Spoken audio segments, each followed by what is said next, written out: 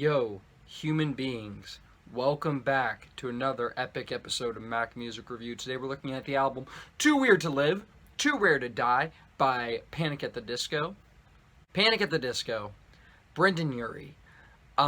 If I'm remembering correctly, this album was created when the band was still a band. I could be wrong on that, but it doesn't really sound like the two albums that came after it, other than the fact that, you know, they like to keep things brief. Brendon Urie keeps these songs under 4 minutes long. The album is, once again, very trim with only 10 full-length tracks.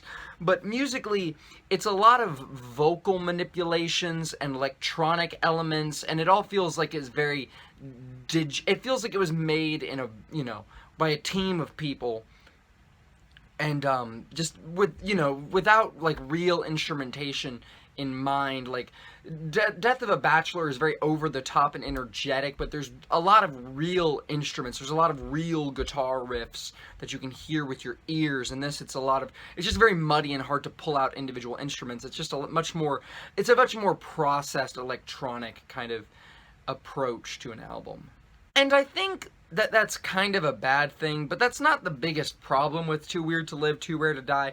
The biggest problem would be the songwriting. Brendon Urie as a songwriter is very random, but the actual topics and content that he's working with is very often just very shallow, very surface level. Just, there's not a lot of meaning or depth in his lyrics, and I just think that it just feels kind of shallow and artificial, and that's the kind of feeling I walk away from after I'm done listening to this album.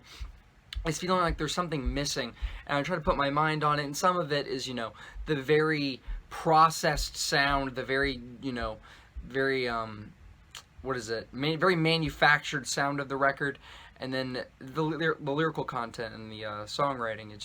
It leaves something to be desired. The two songs that rise above this criticism, I would say, are This Is Gospel and The End of All Things. The End of All Things is this really forlorn, weird, kind of distorted closer that works just like Everything Will Be Alright from Hot Fuzz, the legendary Killers album. You know, not as good as that track, obviously, but it's a good song. And This Is Gospel has some interesting poetic lyrics and some thought-provoking lyrics. And, you know, it's a great song, just musically and lyrically, and I did a review for that song. I'll link that in the description. But despite my criticism of, you know, the lyrical content being kind of shallow, I actually really do enjoy a lot of these songs. Vegas Lights has this really addictive sense of energy, especially coming from these weird, I don't know if it's that weird, but he does a background vocal thing, which is like a kid's chorus almost, and then you got this, these synths and electronic music that goes in and out like a police siren, like, you got songs like Nicotine, You're Worse Than Nicotine, and then the da da da na na na na na na na na na na na na na. You know, that part of the song is pretty cool.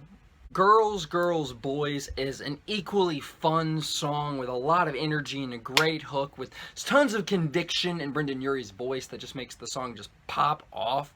And, you know, the sense of betrayal and realization of something going wrong in this relationship, and life is more complicated than I originally assumed, and that's kind of working forward towards it.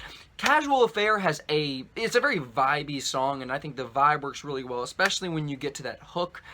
It's all worth it, the slow parts of the song, like it really comes together in that hook, and you breathe in the atmosphere of this song.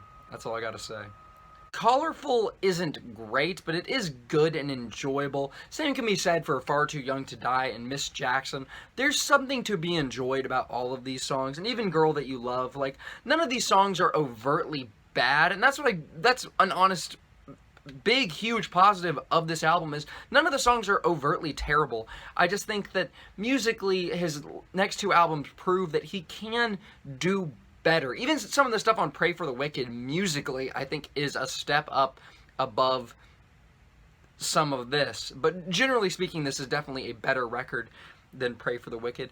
And generally speaking, I do enjoy this record. I just think that the manufactured sound of the record and a lot of the vocal manipulation wasn't necessary, and that you know, I got issues with some of the production, I got issues with some of the music, I got issues with some of the lyrical content, but overall, it is an enjoyable record and a very nostalgic record for me. I used to listen to this album on repeat a ton. It's super short, some really great moments on this thing. Like I said, Nicotine, Vegas Lights.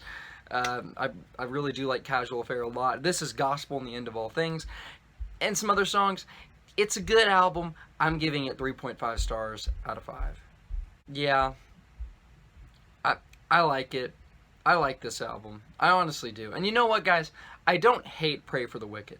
Like, my review sounded very negative of that album, and it is a largely a negative review. But once again, I think Pray for the Wicked has merits. I think that the sound is something very unique, doing this like Broadway show tunes kind of inspired. I respect that ambition. I respect the style the record has. It just, you know, it's a little bit too much at times. And the songwriting, once again, leaves something to be desired. And also, something that you might be thinking if you watch this and the Death of a Bachelor review, I basically, you know, the lyrical content on Death of a Bachelor isn't a lot more substantive than the lyrical content on this, but that album is like a party record, and so the lyrical content makes sense in the context of the album, and here it just leaves something to be desired, and it doesn't work as effectively because it's not really a party album. Anyway, thanks for watching the video. Have a great rest of your day.